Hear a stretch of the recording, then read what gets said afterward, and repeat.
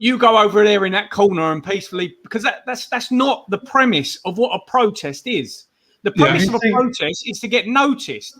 And with people like Jermaine Jenas trying to get in on Good Morning Britain or whatever he's trying to do at the minute, coming out and telling fans, you're doing it wrong, you should be peacefully protesting, you're not going to get anything done. It doesn't get anything done. The only way to get things done is to cause a stir. Now, a policeman got injured. That shouldn't happen. But you also see footage there of policemen punching.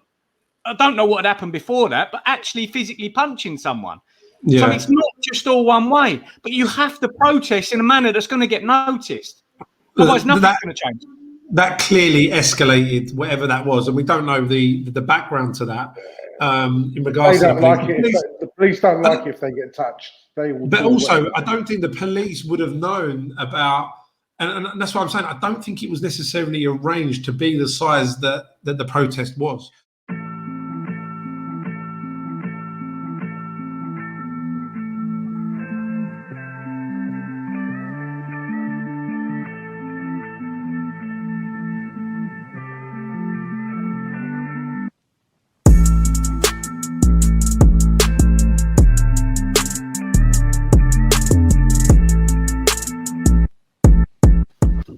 You know the funny thing about that, I can see both of you singing and dancing in the background. It's a tune. It's a tune.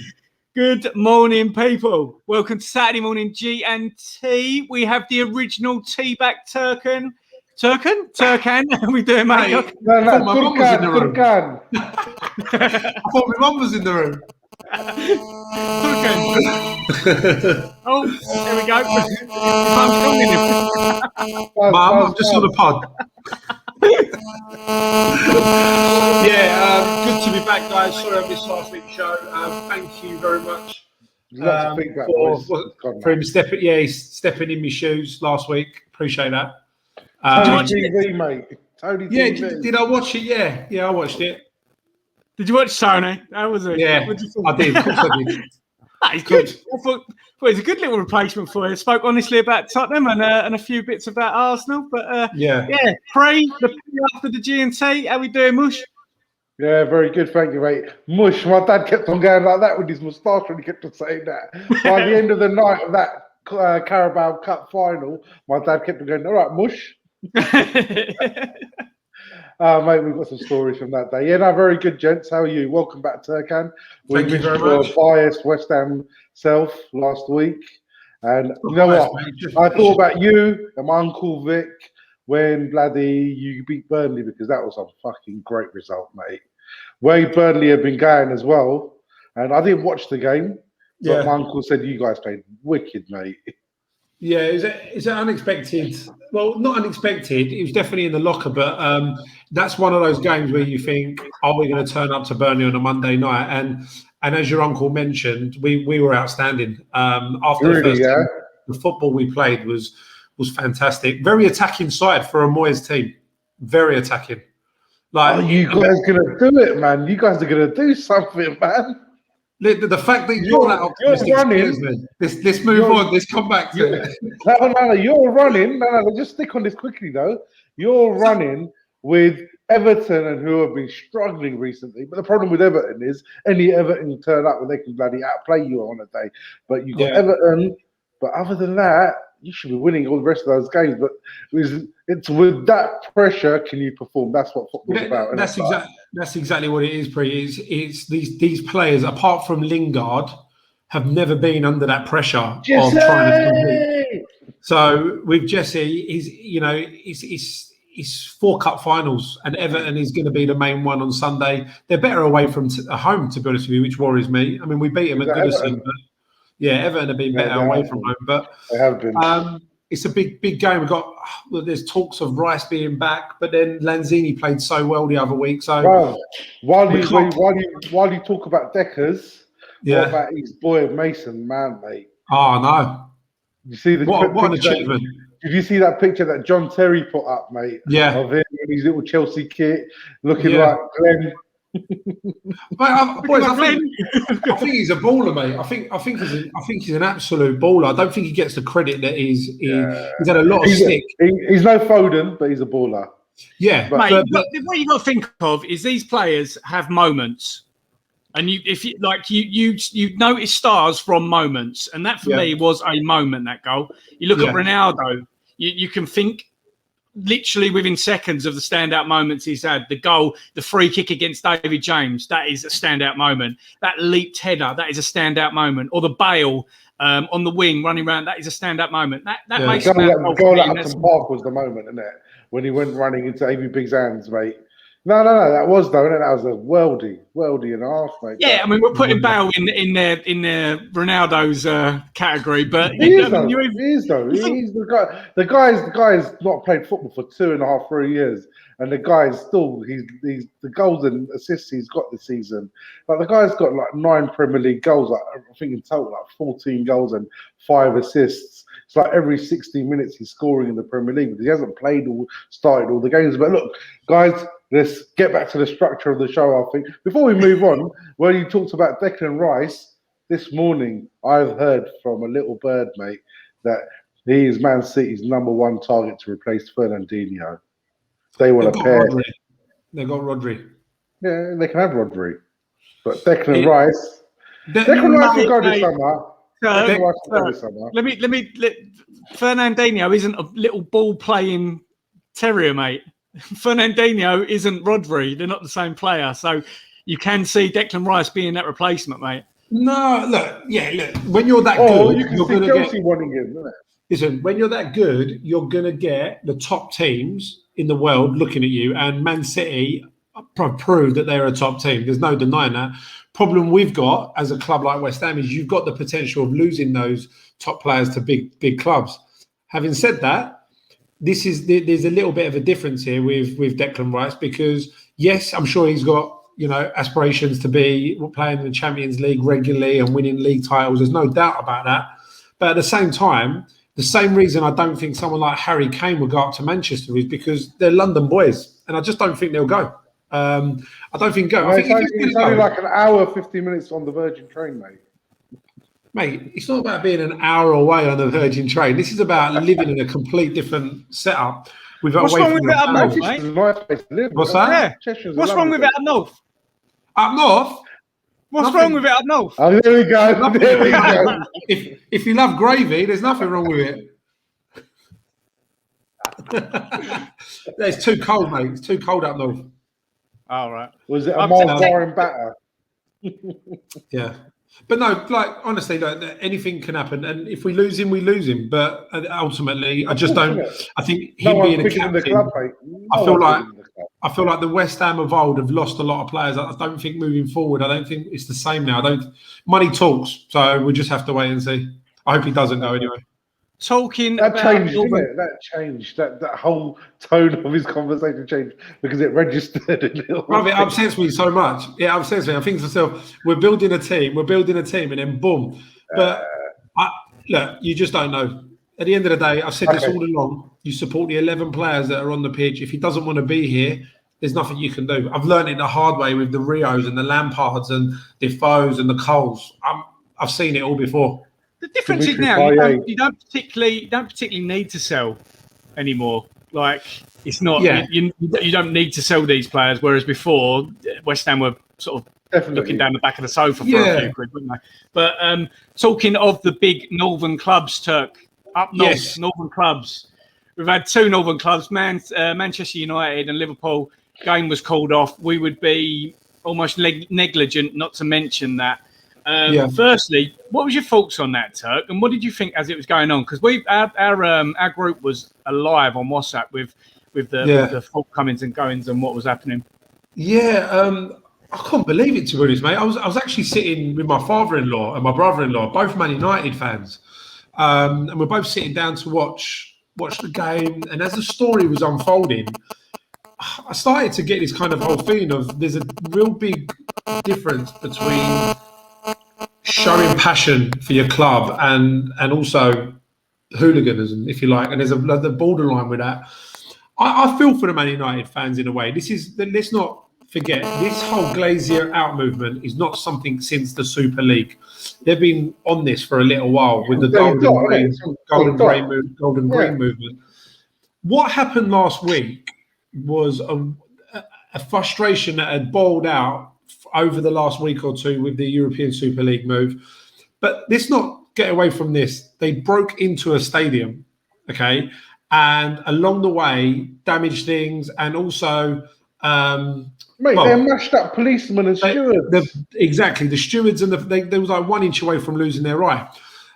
So that's a bit of a generalisation. That's a bit of a generalisation. There was one incident, and the whole thing in the media has been marred by this one incident. No, there was not one incident. Have a look at this other incident. Have a look at this other incident, and let me know if this has been publicised as much.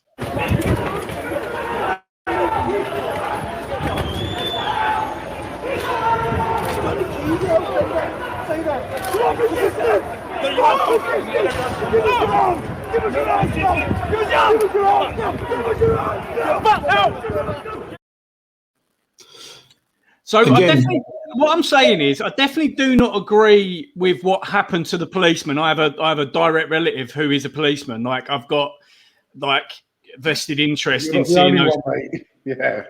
Yeah, I mean, so that is not what I'm saying. I'm not like calling them pigs or anything. But what I'm saying is that the media are looking to publicise this incident and this game being called off as a yob type thing, as opposed to majority of the people there were with their kids. Like, you see a lot of kids running about and stuff like that. And for me, man, there's decent people I know that went up this. I was at my daughter's football training with Hornchurch girls, big them up. And, you know, I've never spoken to this fella before, and, you know, was walking around and started having a chat with him. And he goes, yeah, like, I'm manning like a season ticket holder and another one from Essex. And he's going up, and he goes, I'm going up there tomorrow. And 1.5 hours on a Virgin train. Yeah. 1 hour 50 minutes. Or if you get the slow one, it's 2 hour 10.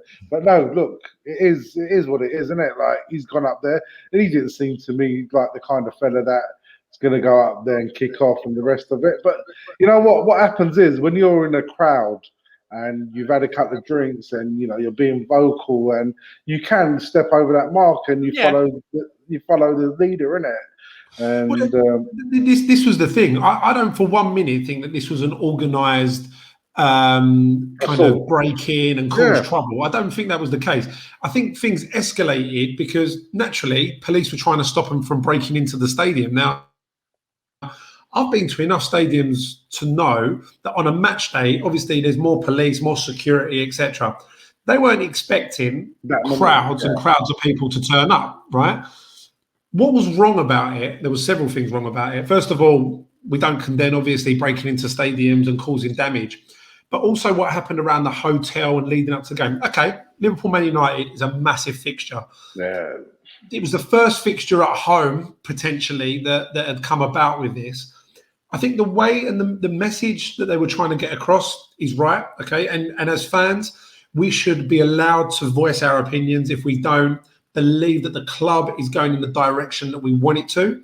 We don't have a control of it. We should be able to voice our opinions. Now, I want to take us back a little bit, and I want to refer it to West Ham again, chaps. Reason being is we got a message through Instagram by a West Ham fan, Kevin Camp, who made a really, really good point about it, because West Ham have protested long and hard since Golden Sullivan took over, or towards the Upton Park departure year, if you like.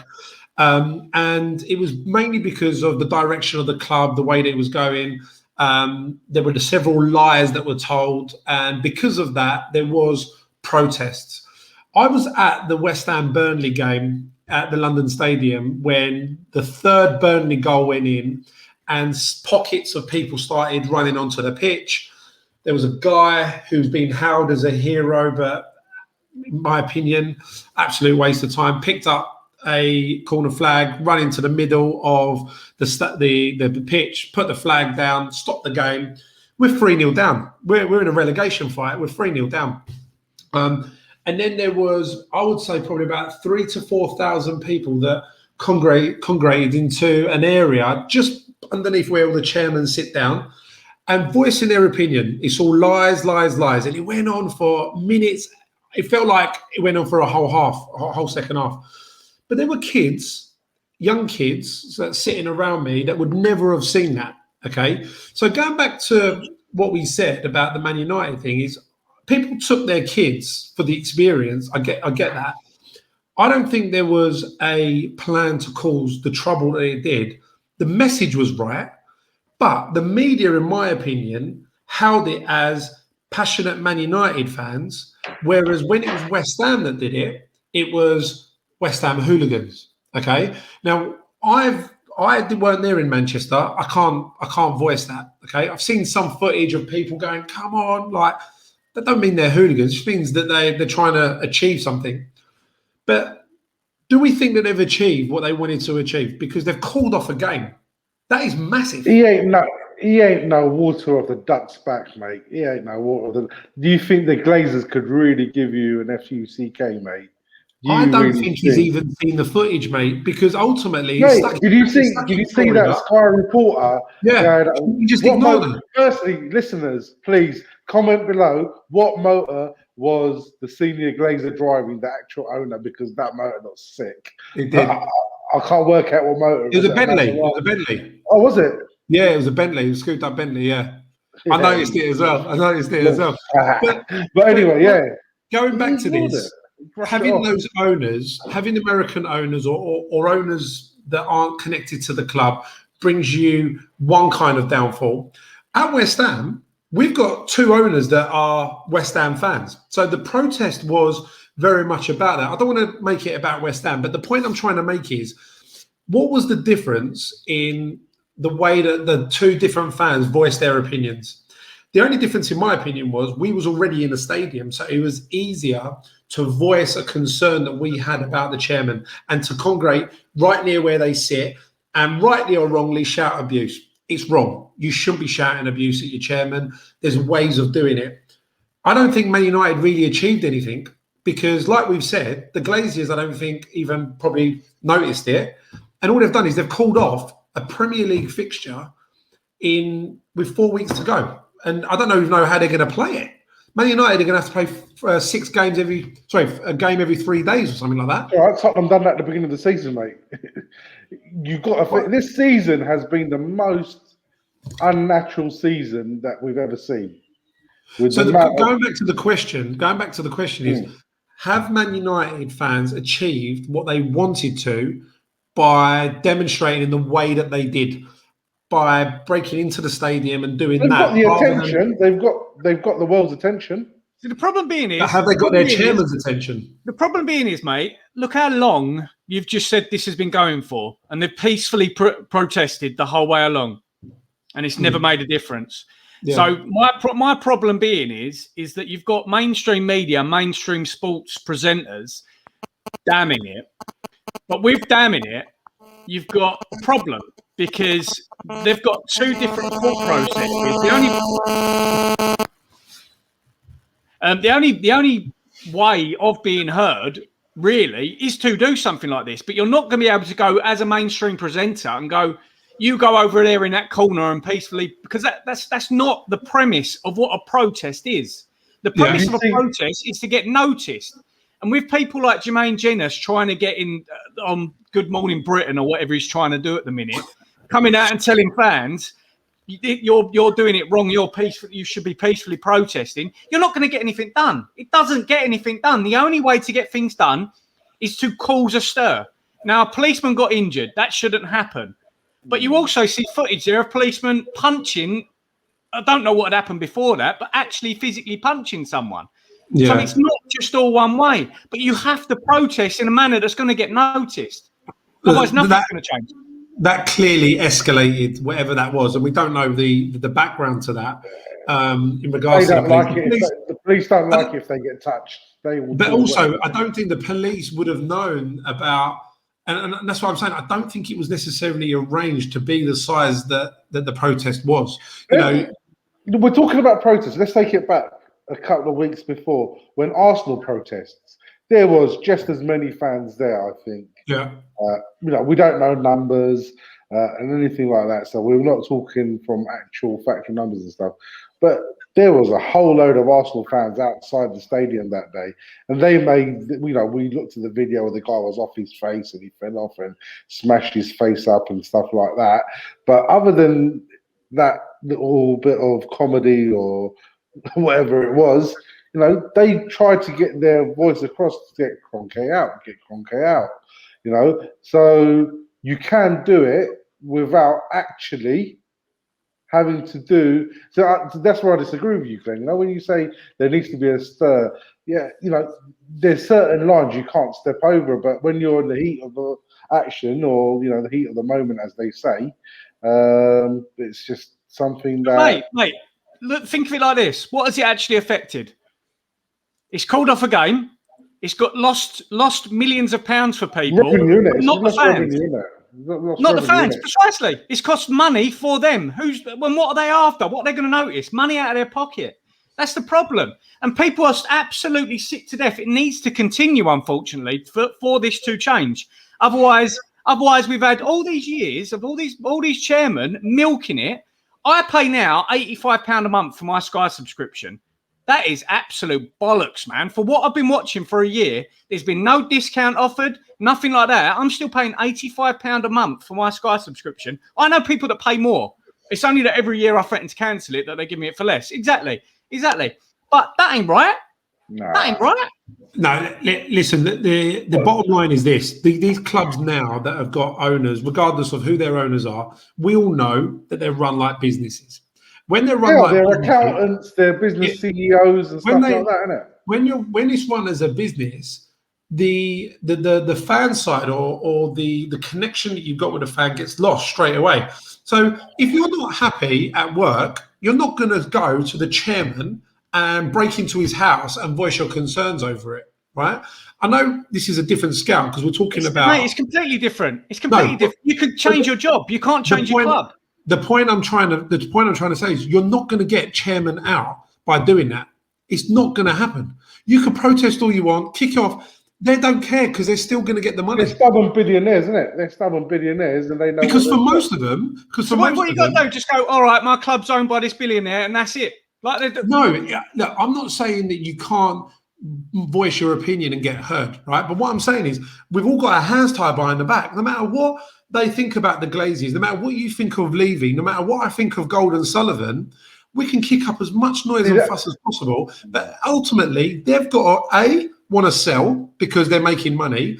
B, they've got to find the buyer who wants to come in and not be in the same position in a few years' time. So who's to say that a consortium couldn't come along, like Arsenal, they've said the Patrick Vieira's, the Bergkamps and people like that. Who's to say in 5 years' time they're not going to want them out? So the point I'm trying to make is we as fans have got our hands tied behind our back. Yes, we can kick our toys out of the pram, we can scream, we can protest. I don't think it's going to make a difference, mate, because it's a toy. This is a toy. Roman Abramovich is probably the only one that I can think of that is taking his toy but actually still turns up to the games. Obviously, he's had difficulties with that recently, but he was there every game, passionate, flying all over. Most of these don't even Glazy. How many games they been to? I reckon we've been to Manchester before more than they have.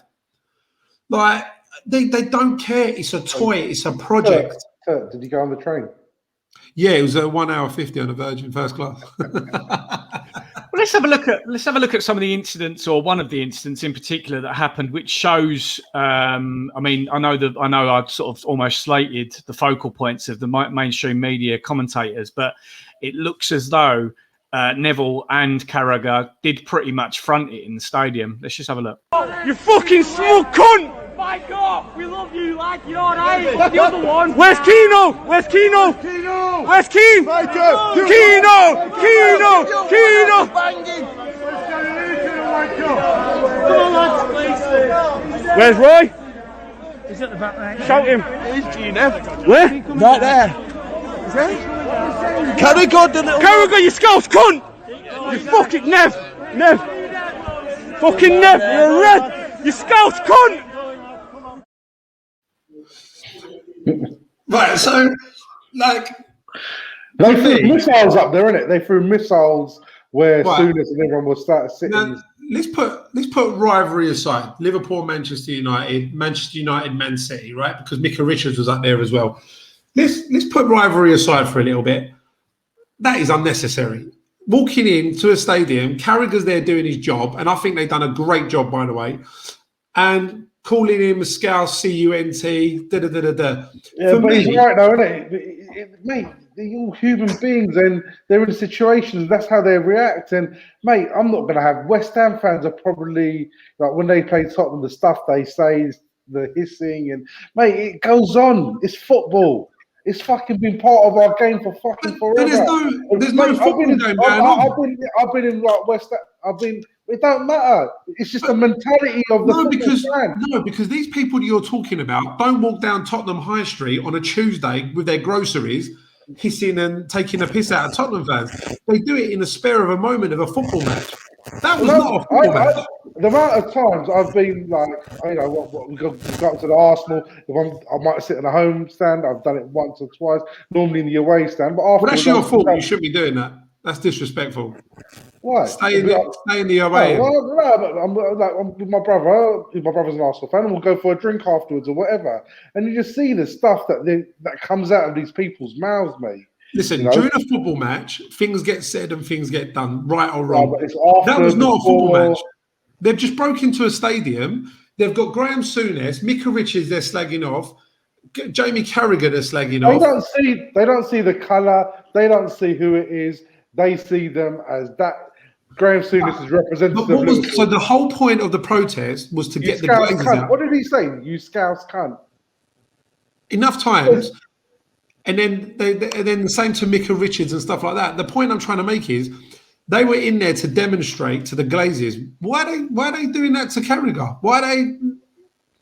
It's just, I don't know, man. If Carragher, if there was a game going on, you've been football enough times to know realistically this is the DNA of, I'd say, 30 to 40% of football fans, mate. It may well be, mate. You may be right, but what I'm saying is, let's go back to why this protest happened. That video footage showed me that it weren't about the Glazers. Because if they were turning around and they were saying Glazier out, I want my Man United back. It's something to do. No. What do you think there, Turk?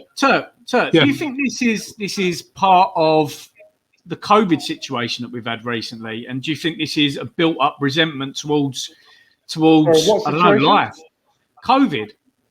Do you think this is an offshot? I think there is. I think there's a bit. I think there's a bit of frustration. Yeah, there's frustration of not being able to go to football grounds, not being able to voice your opinion in the stadium. Because if that was a live game, they could have sung for 90 minutes. We want Glazer out. We want Glazer out, and they could have voiced their opinion. Where we've not been able to do it, it's about doing it in a sly type of way, and this was the way that they found to do, right or wrong. The problem is, we can use COVID as an excuse, but these people and all clubs have got them. They've broke into a stadium to voice their opinion about that. And I think it was just the wrong way of doing it. And this ain't about Man United. This is just about the wrong way of trying to demonstrate, in my opinion, on the match day. And Gary Neville and I agree with you. They dealt with it really, really well. 100%. I think they dealt with it really well. Well, mate, we've got a United fan, Nish, on our group. What was he saying? What was he saying when it was happening? They shouldn't be doing it like this. They're a disgrace to my club. That's what he said. Yeah, 100%. And going back to what Glenn said, I think there is an element of truth there. If, like I said, if this was a normal game and you can voice your opinion over 90 minutes, there probably would have been a protest before, during, and after the game. Where we've not been able to do it, I think they just had enough, mate, and they've just had a day out on it. And going to the hotels and things like that, it just, for me, was a little bit more over the line. Have you seen the footage outside the Lowry? The only footage I've seen is just with the players that were by the window and the fans outside, and they were like telling them to go so they can try and get on with the game and stuff. But it's brought something to the table because we're talking about it, right? And so are many people. What's the next step? What happens now, gents? What's going to happen now? Do they do it again next week? Next home game? Does it happen again? Does another game get postponed? Do they keep doing it until games get postponed? Man United are second in the league. It's the highest they've been for God knows how long. Are they gonna? Are they going to put that in jeopardy by keep doing this and getting fixture pile-ups? Because they're in the Europa League final now, and deservedly so. So it's a tough one. As a fan, where do you push it, and what's the next step? I think it's needed some of this to be taken seriously. Otherwise, we're just going to be taking the piss out of non-stop. Honestly, do like non-stop. The season ticket prices, the merchandise, they're just looking for other avenues to earn money out of it. That's my fault. I don't think they're entirely wrong. What they've done. I totally agree with you, Glenn. But I also think there has to now be a few more box ticks to take over a football club in the Premier League. It's not about where you're from, what nationality. It's not about that. It's about how clubs can move forward rather than just existing and being a football club and a business. And that is what's missing.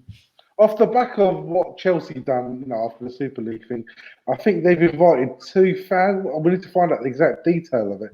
They've invited 2 fans onto their board, or 3 fans. Is it onto their board, or is it into their board meetings, AGMs? What is it? Do you know details? I've not got the specifics, but but we should. There's been a positive. There's been a positive change to that.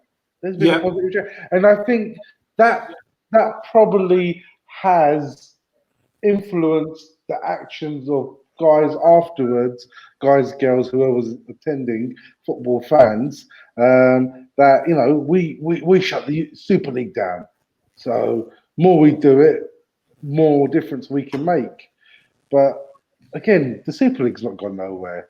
Super League's been postponed for them, isn't it? It's not gone nowhere. It will happen within the next 5 to 10 years. It will happen.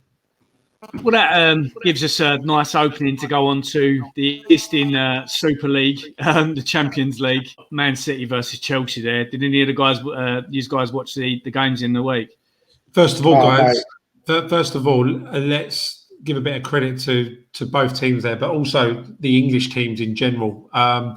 All this year they represented the third all English Champions League. Listen, anyone who says that the other leagues are at the same standard, I think the English teams have proved it over the last 2, 3, 4, 5 years, and even Spurs, obviously 2 years ago. But what a final! And part of me wanted it to be a little bit more romantic and be Man City, Real Madrid, but I think Man City wanted it to be Man City, Real Madrid. I think, Real Madrid looked shot. Guardiola's only lost 1 major final out of 14. No.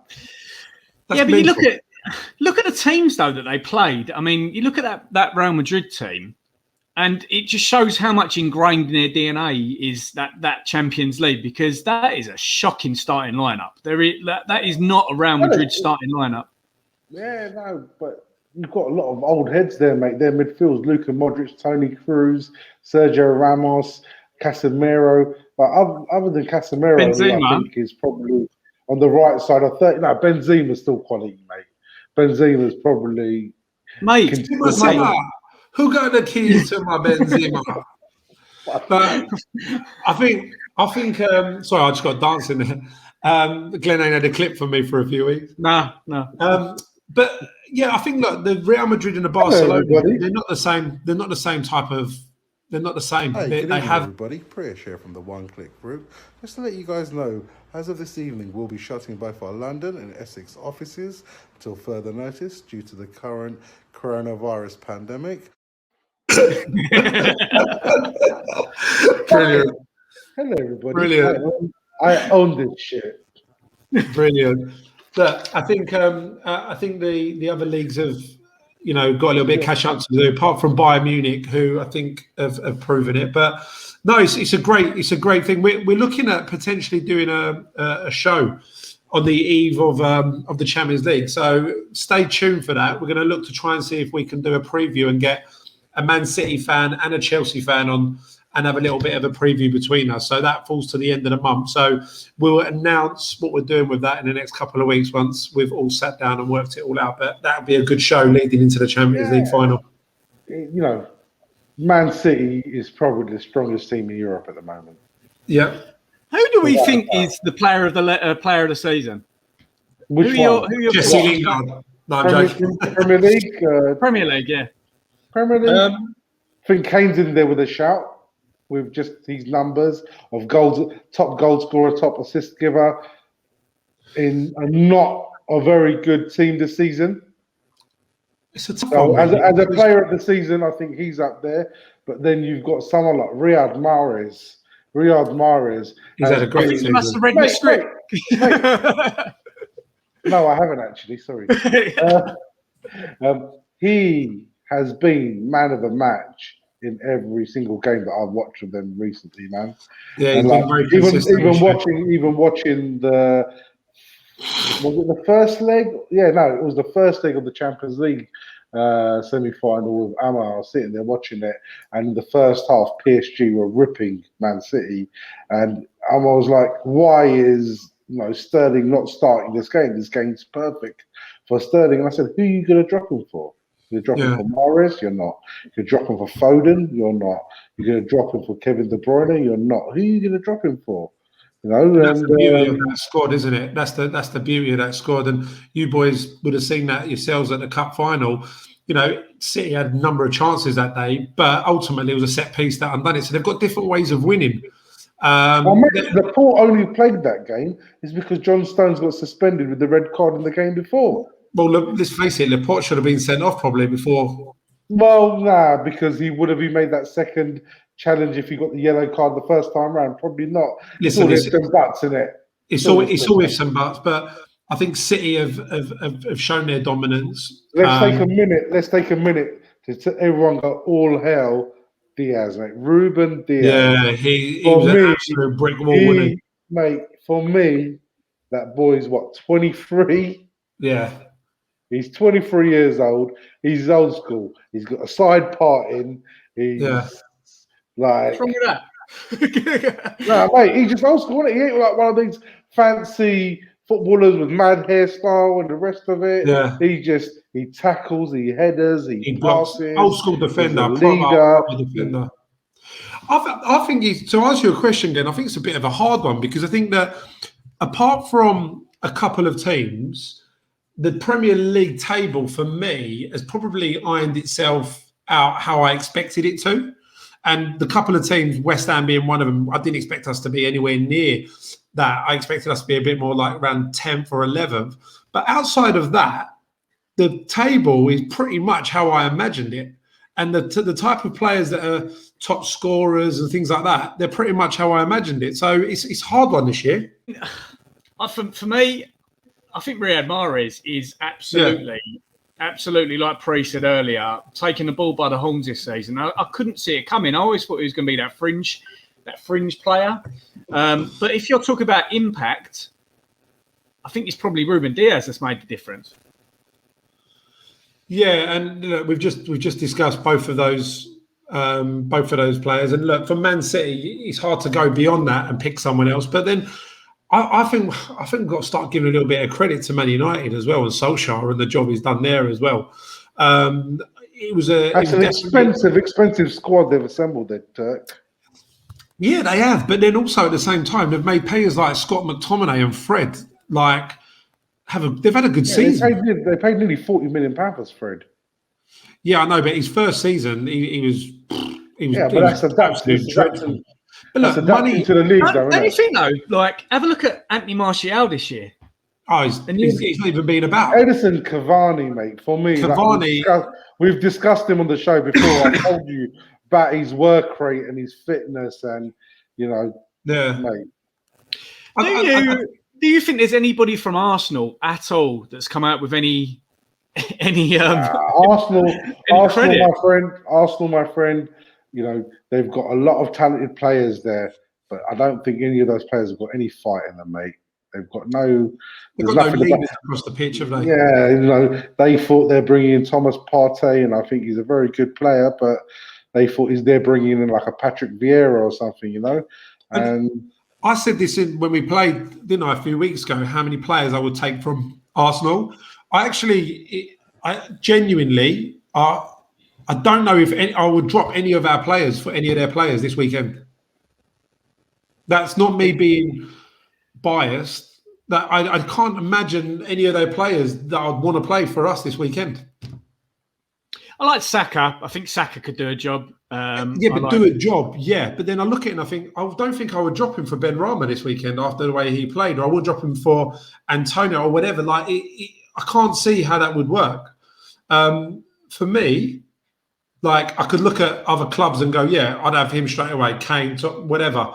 But for Arsenal, the fall from grace there is going to get worse because there's no leaders across the pitch. No, and I don't. As I said last week, and I think we put up an Instagram post on it. We used to look at that Arsenal fixture as Tottenham fans, and with absolute dread. Like, you used to see Emrey, Perez, Ljungberg, Wiltord, Kanu, Vieira, Petit. Like, it was scary. Yeah, you play them now. All you're hoping for is that Aubameyang doesn't have a good game, and that's it. Like, that's it. Spot on. They've got the young boy. They've got as well that Rose. Saka as well. Yeah. Look, like you said, these are individually very talented players. The problem is, if you stuck them in with the boys that we've just mentioned, Glenn, the old school cards, they would fit in nicely and it would work. They're now in a team where there's no leaders. There's no real influential players. They've got individual good players, but like you said, I look at the team sheet now and I think, as long as Aubameyang don't have a decent game and maybe Lacazette, we've got a chance of winning this. What about the decision yesterday? What about the decision yesterday? I was just going to ask you, mate. Did you have the show when they took off their skipper? Yeah. I was going to ask, Frey. How are you going to take him off? Frey, I was just going to ask. Let me talk. No. Did you have a good evening on Thursday night? Good evening. Good evening. Good evening. Good evening. Good evening. Good evening. Good evening. Good evening. Yeah. Good evening. Good evening. Good evening. Good evening. Good evening. I don't know exactly. Good evening. I did say, didn't I? Unai Emery come back to bite him a couple of weeks ago. I did say it. My phone was popping off with 10 minutes to go, with everyone saying the same question. Why would you do that? Why would you do that? They're trying to get a goal and they've taken off Aubameyang. Okay, they bring up. You've got to go for it. You've got 10 minutes to go. It's a semi-final. No, they're arresting him for West Brom on Sunday, mate. Did you see where Xhaka has been playing as well? Left back. Back. But then in his post-match interview, the first thing that Arteta's come out with, it's really affected us not having Xhaka in the starting line because he got injured in the warm-up or something like that. Mate, he's making no difference at left back. He definitely makes a difference to their team in midfield because for all he's done, he's a good player. He's got good left foot. Him and Thomas Partey together are probably better than what they had yesterday, But good. They deserve it, mate. And can it get any worse for him? Turk, can it get any worse for him? Yes. Well, yeah, I think it will do. I think it will do because you look at their squad, and if you're challenging in the transfer market come July, August, September, and you're competing to try and sign those players, if you're a player at the moment, why would you want to go Arsenal? So Arsenal now are not only competing with teams that are above them, they're competing with players that are around them. Yes, they've got a lovely stadium. Yes, they finished in the semi-final. The history, mate. But I think it's going to get worse for them. I don't think they've got a manager they completely trust. I think Arteta is a good coach, and he's bye Arteta, mate. Arteta's right. Gone, so mate. Realistically, someone's got to come in and rebuild a whole new team, a new squad. I think the problem is Arsenal fans have been very, very lucky in the 90s and the 2000s, early 2000s with the teams that they've had. And the players that we just ringed off, we were shit scared of them week in, week out.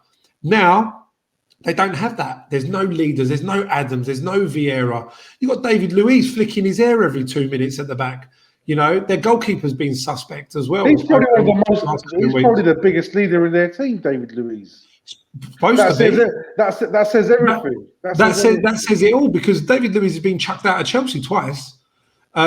He's a very gifted footballer, but is he a centre half and is he a leader? Is he going to get you when you're 1-0 down? Are you going to look at him and shit yourself about what he's going to do in the changing rooms? Nah, he's always, for me, David Luiz for me is always that person that you isolate and you look to get a foul off of, or a free kick off of, or a red card off of, or a penalty off of. Yeah. And if that's your stalwart and that's your centre back. The question you asked was, does it get any worse? Let's put it this way: it's 5 years in a row now that they haven't qualified for the Champions League. This is the 5th season in a row. First time in 25 years they haven't qualified for Europe. That's massive. Yeah, that is massive. Them two stats there tell you everything about this club and where they're going and what their fans are. Like the most diehard fans that, you know, slaughter me all the time, going, yeah, but you're still shit. You haven't won fuck all. Da da da da da. They're sending me messages back saying, yeah, we're shit. We're done. We're done. I mean, they can't see. You know when they say you've got to hit rock bottom to come back up. Last night was rock bottom for a manager who they sacked 18 months ago when they finished 5th in the league and they got to the Europa League final. They said, nope, this is not good enough. What we'll do, and this guy was trying to be strong about it. He said, Ozil, with all your antics, I'm not playing you no more. I don't care who you are, what you are. I want to bring in Wilfred Zaha. And we talked about this last week's show. I want to bring in Wilfred Zaha. But no, what the board will do is we'll bring in Pepe because they can pay £75 million over 5 years, 15 million a year or whatever like that. And it's all of these kind of things. I'll tell you, let me tell you something really funny about what you've just said as well. My cousin's a Tottenham fan and he had a bet with his mate, who's an Arsenal fan, at the beginning of the season as to who would get more goals and assists. Song from Tottenham or Pepe from Arsenal, and they bet 200 quid. The easiest 200 quid he was ever going to win. I think he was all done in the first 6 weeks of the season. What sums it up is William Saliba. They signed this centre back who's going to be the new. I know it does sum it up a little bit, that video, but what the bloody hell has happened there? Like they signed this young player, bring him over. He's not played. He's not football. I'll tell you what, he's better than Callum Chambers. But he played Fulham last year. Guys, we're talking about Callum Chambers and Arsenal. It's not the same. Like they renewed his contract, mate. They just renewed his contract. Listen, all he is. Rob Holding. He's had good games, but the problem with Arsenal now is... You're right. I didn't mean to call out Callum Chambers. Callum Chambers is actually a decent player. I meant Rob Holding. Rob Holding. Rob Holding's not good enough, mate. Rob Holding isn't good enough. He's a Premier League player, but he's not good enough for someone who's aspiring to finish in the top 6. But what I'm saying is for Arsenal Football Club to be competing, Callum Chambers would be nowhere near any other starting lineup in the top 5. No, so he might have a chance, but that Rob Holding, mate, who's their go-to centre-back at the moment, he's dog shit, mate. It's just, for me, it's just a complete different Arsenal. It's a club that just unrecognisable. Matt Ryan starting. I know. It all started with David Dean going, and then all the people with Arsenal DNA leaving that club. From, even Gazidis was a shit fucking replacement for David Dean, and the person Vinay that's there at the moment. But who they're going to bring in? They're going to bring in, they could bring in Asari, they could bring in Allegri. Is he really going to sit there, and then are they going to get directed by a director of football? I can see Rafa there. Yeah. I can see Rafa. But I think the problem is they've been spoiled over the years and they've had good sides. And I think now they've seen Spurs overtake them year on end with performances finishing above them. Obviously, this year West Ham have gone above them from a performance point of view, and they're now like obviously behind Chelsea. They're now the 4th club in London.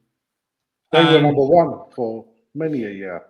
Until Roman Abramovich came along, they were number 1. Like no one was getting close, mate. No one was getting close to them. This is not a derogatory thing, but you used to think of the Arsenal players when they were coming towards the end of their career, they would end up at West Ham. You'd see like Ian Wright at 36 at West Ham, Nigel Winterburn, West Ham. You'd see all these, they would leave West Ham, leave Arsenal right at the end of their career and go to West Ham and have another season or two. You wouldn't see that now. Could you imagine you can't imagine David Luiz going to West Ham. You're right. No. And again, it's the DNA of the club now. Like the clubs have evolved and changed. But the problem is Arsenal they're just competing just to be in there. They're not pushing on. In fact, I'd love to get an Arsenal fan come on as a guest. If an Arsenal fan wants to come on. Next week, I've got the perfect person. We get Emma on the show. Mate. I've got the perfect person. Listen, I'll be great to hear that, because we've all, as football fans, we've seen our clubs have our highs and our lows. But if you're an Arsenal fan, up until like 5-6 years ago, you've been on the biggest high. And it'd be lovely. It'd be nice to just kind of see it from that point of view, where it's gone wrong, and this is where, and this is no disrespect to the FA Cup and the Carabao Cup, this is where they paper over the cracks. They really paper over the cracks, because their comeback is, but we won a trophy. No, you won a trophy, but a cup competition. Wigan won a trophy and got relegated. Makes perfect sense. Exactly what you're saying. Hang on, mate. Middlesbrough got to 2 finals and got relegated. They haven't got relegated, but they've been in decline. And, Pochettino got lambasted, by the fans, by the media, when he said, I want to win the biggest trophies. My concentration is the Premier League and the Champions League. And that is where it's at. But unfortunately, and again, Arsene Wenger, the guru, he said it, top 4 is a trophy. He said top 4 is as good as getting the trophy, because to be in the Champions League, to finish in that top 4 place, which, he's not going to talk about it, but Turk's dreamt about it. That is what you want. That's the dream, isn't it? To go and play within those teams. Okay, it generates the money and stuff like that, which is definitely needed. That allows you to invest more money into a club, pay bigger wages and the rest of it. But, mate, you got to play at a premium level. And then that goes back to the whole conversation about the Super League and why so many people were against it, because that would just make those super clubs even more elitist and even more richer, and they'll be on a different stratosphere to other clubs. No one will be able to touch them. And that's how, it would have affected the English clubs in the Premier League and stuff. But yeah. Here's a question for the Arsenal fans. Question is, do you regret getting Wenger out of the club? Has the club moved on since Wenger? Or are you happy with Arteta? And if not, who would you want to bring in? So comment, inbox us, and we'll talk about it as well moving forward. Absolutely. But at that time when Arteta was appointed, it seemed like a bit of a slapdash one from Tottenham, who sacked Pochettino at the time and took on Mourinho. Mourinho was heavily linked with the Arsenal job there, with all the Arsenal fans. I think they were 50-50 at the time from what I see, saying we would take him, we wouldn't take him. With Tottenham, isn't it? Has either of you guys seen the Ryanair tweet lately? Yeah, I did actually. Yeah. Ryanair come out with... Josie will be happy to know that we're currently flying London to Rome for only $14.99. Due to his lack of trophies at Spurs, we expect a carry-on bag will suffice for this trip. Nice to see people still got a bit of sense of humour in the current. Listen, just in regards to that, that's happened quick, mate. Like, that's for me. Mad. For me, he's packed his suitcase, he's packed his bag, he's gone back home. And then this must have been tied up within like a week or so. Like, that's first thing he done was sign for Talk Sport. He signed for but it's not like he needs a few quid. Euros.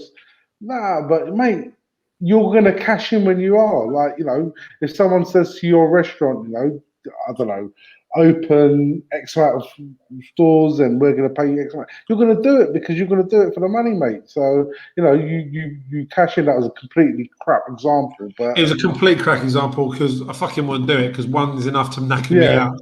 So. No, I know, mate. That's what I mean. But, do you think Roma really thought of Mourinho as a potential target? No way. I think Sarri had that job tied up until Mourinho got sacked at Tottenham.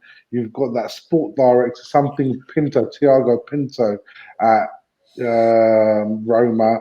They've got the American owners, and they've seen it exactly how Tottenham saw it. They see him coming in. He's going to sell.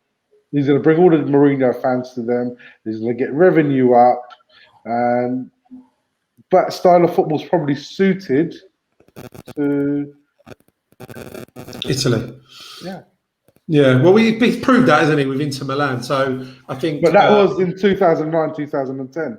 Yeah, I think was with a lot more money.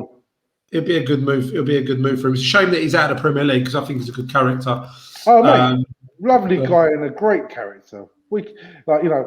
Journalists like a friend of ours, like with the show, Alistair Gold, he talks about it. He said he used to love his charisma, how respectful he was to all the journalists on the camera, off the camera. He's a nice guy, but like I said before, his management style of teacher and student, that is not the way now. The way is the way Pep, Klopp, to shelter. So you can see these guys are friends with the players. They're like, they have that level of respect, but they put their arm around them. They can't single people out and do what they do. I don't know. Football's moved on. It's a different management style. Yeah. Did either of you two guys watch the Mayweather Logan Paul confrontation? That was so funny, mate. He took his hat off his head. I got your hat. Let's have a quick look. Let's do it. Let's make it happen. Let's make it happen. Yes, sir. Get the paperwork for this bum. Get Al Hammond. Absolutely. I don't need Al Hammond. Let me call Al Hammond. I'm my own boss. I'm my own boss. One night. Got your hat. Got your hat. Got your hat. Chill.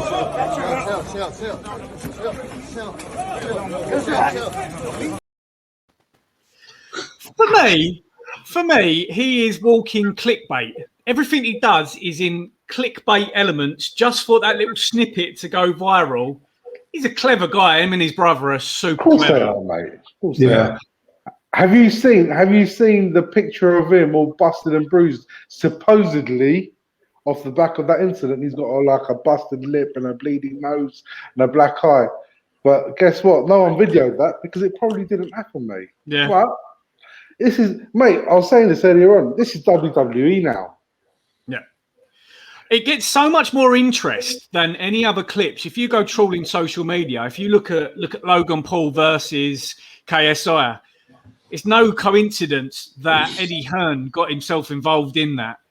There is no coincidence whatsoever. You look at some of the other boxing matches and bits and pieces. I mean, these YouTube influencers, they're massive, mate. They're bigger than football players with their social following and stuff like that. Yeah. And a lot of it is like free advice people out there is marrying up some of these football players to some of these to these YouTubers, and you'll see their following is completely different. So a lot of players do that, collaborations with YouTubers and stuff like that to get their following up, whether they get a different sort of following.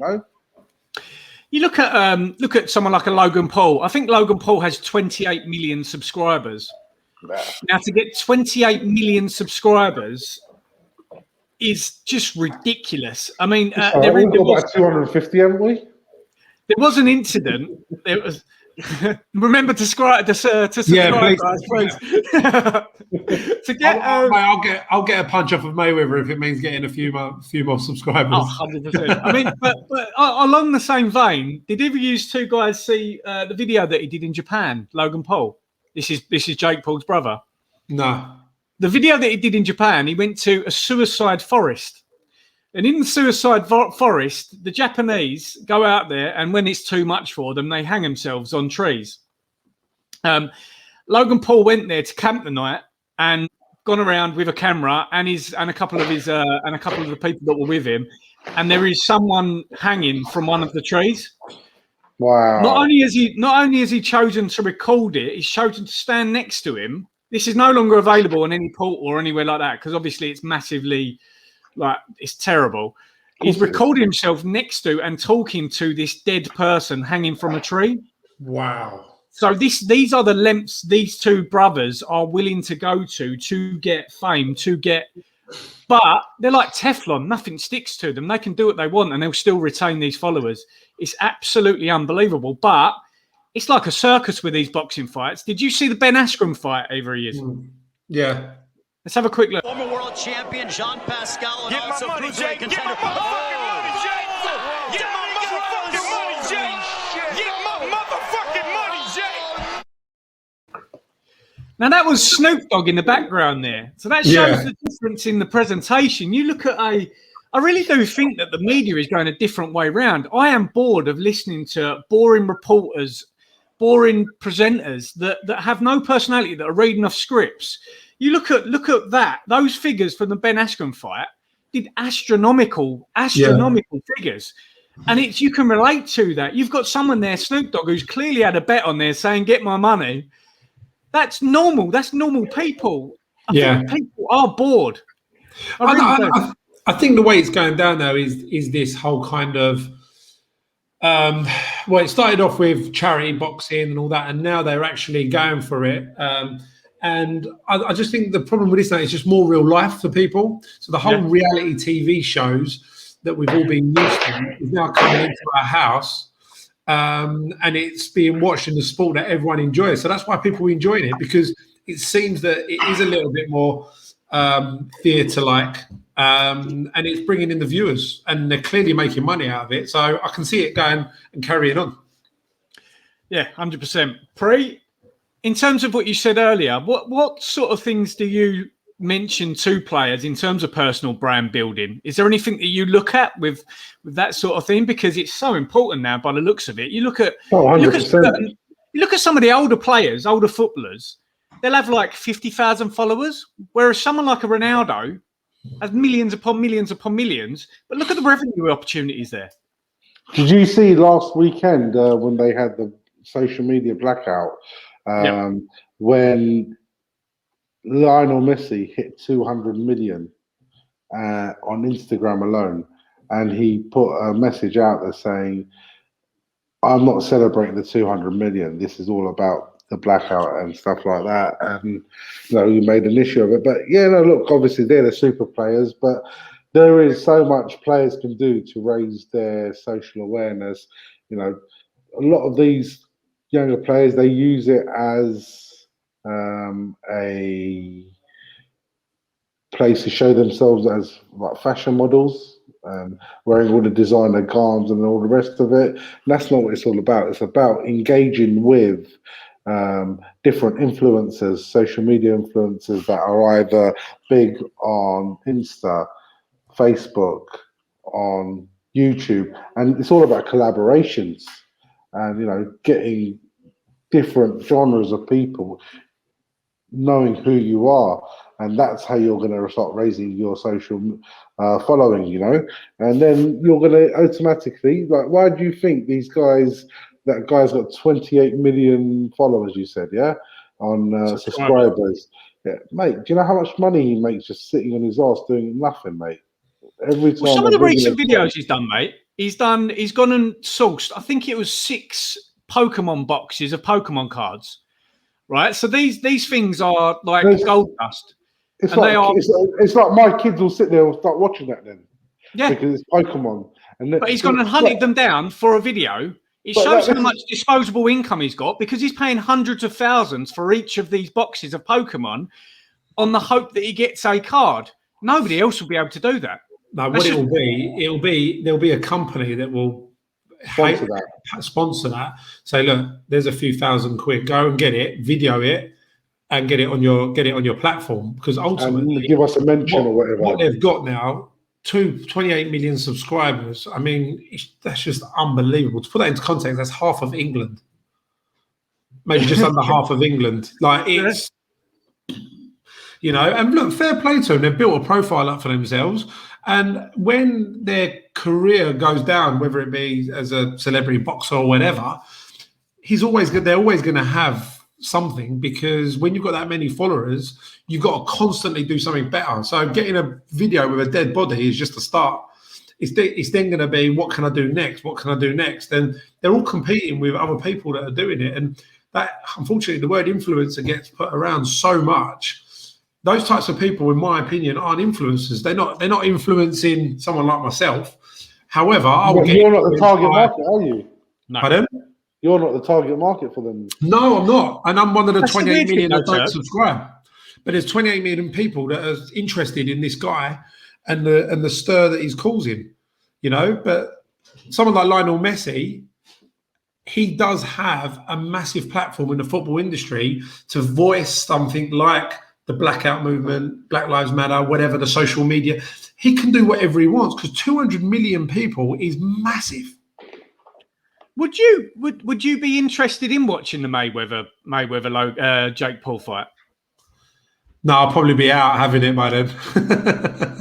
No, you probably will, but by the time it's on, and if you're around like one of the boys' houses or something like that afterwards, you probably wouldn't pay to watch it. No one's paying to watch that. There'll be a whole load of people that will. Yeah. And I'm not, you know. I think I would. I mean, even the Ben Askren fight, I had the intrigue in it. You look at Ben Askren; he was an MMA champion. He wasn't just a fighter; he was an MMA champion. He wasn't a boxer; he was a fighter. Jake Paul trained hard to fight him, and the intrigue there is: can he actually fight a real fighter? Well, he can, obviously. That wasn't. He didn't fall down. He didn't fall down. He got 500,000. He got paid for that. Old Ben Askren, but. That shows the money that's floating around. He got paid $500,000 there for a minute and a half in the ring. But I was massively intrigued by that. And I'm even more intrigued by the Mayweather fight. Now, Mayweather's fights, he is the most polarizing figure there is because his fights tend to be boring. Yeah. But the build-up to all of his fights gets me on the edge of my seat. I want to watch him. And I want to watch him get beaten up. We watched that Conor McGregor. Well, I don't know. But we all watched the Conor McGregor and Mayweather fight. And there was only ever going to be one winner. Yeah. There was only one way that fight was going, but we all watched it because the build-up. I said it earlier on, mate. I grew up loving WWF. It was WWF, and you know, all the Ultimate Warrior, Hulk Hogan, Legion of Doom. You know, Bushwhackers. You know, Bret Hart, Virgil. You know, all of it. British Bulldog, all of it. We love that, mate. Yeah. Shawn Michaels, all of that, but Hacksaw Jim Duggan, you get to Ric Flair, woo! you get to a certain age, and you get to a certain thing. Big Boss Man. So we're all been there. We've all done it. You know, we all stayed up and tried to order it on WrestleMania. You know, on the pay-per-view when Sky first started in pay-per-view. I think it was £10. Mate, back then, mate, like 25, 28 years ago, they were asking us to pay £10 to watch SummerSlam. Well, longer than that. I think it was a little bit more devious than that. It was a little bit more devious than that, because at the time they used to feed it through on Sky, and all the pay-per-views were for free. And then when they realised that they had the market audience in the UK, then they started putting in the amount of money to pay for it. This was late 90s.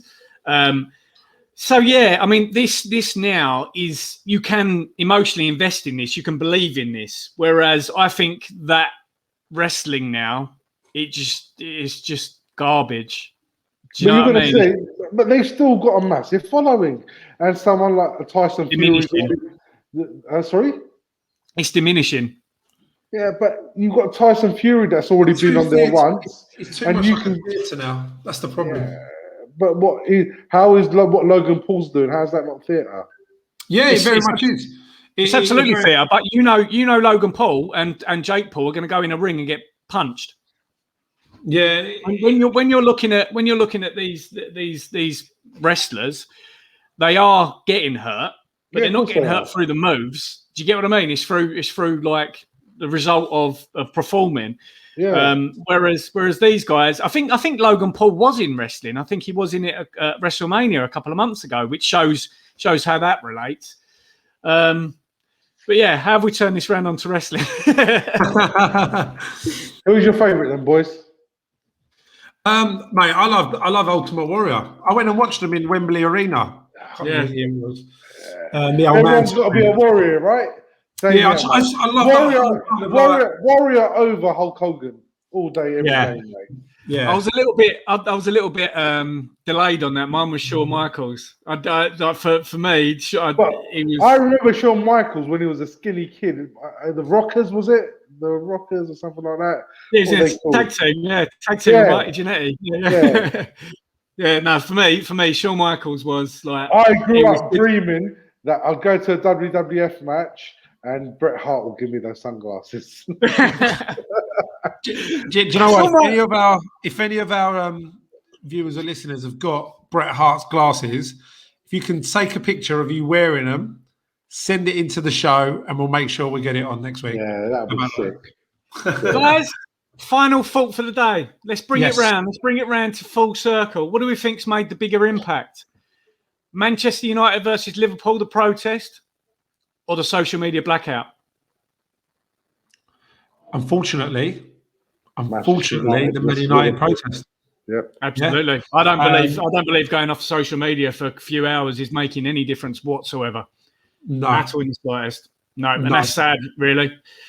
But we'll leave it at that, guys. Lovely. What an episode. Guys, thank you very much for everyone for your continued support. Please like, subscribe, and let's not also forget for the men checking yourselves and the women checking yourselves, and get ordering your Manscaped trimmer from head to toe. SMGT is the code, as below, and get your free delivery from Manscaped. 20% off. I'm still trimmed up. Most of going back now. Anyway, enjoy your weekend, guys. Enjoy the football, and come on, you Irons. Hey, good evening, everybody. Priya here from the One Click Group. Just to let you guys know, as of this evening, we'll be shutting both our London and Essex offices until further notice due to the current coronavirus pandemic. Why are you such a prick? Brilliant. Absolutely.